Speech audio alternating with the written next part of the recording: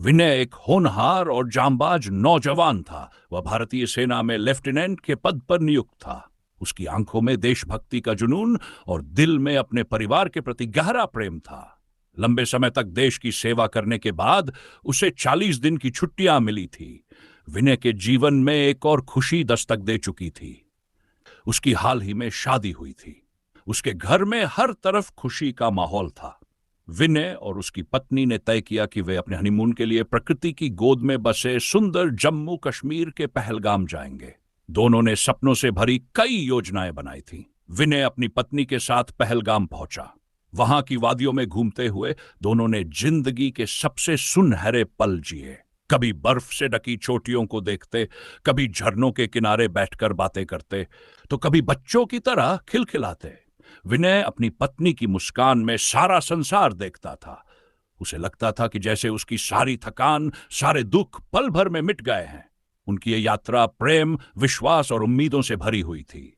लेकिन किसे पता था कि खुशियों के इस सफर को किसी की बुरी नजर लग जाएगी। एक दिन जब वे बाजार में घूम रहे थे, अचानक गोलियों की आवाजें गूंज उठी।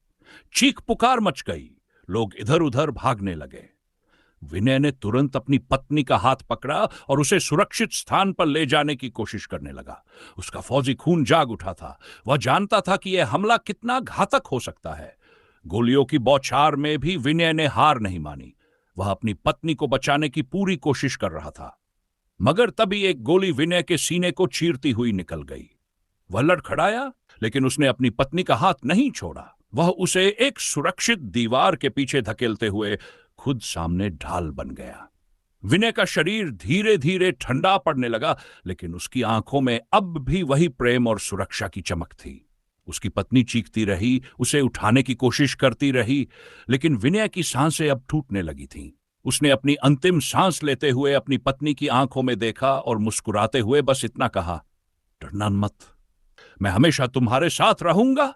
विनय चला गया। उसका सपना, उसका प्रेम, उसकी जिंदगी, सब वही उस वीराने में बिखर गया।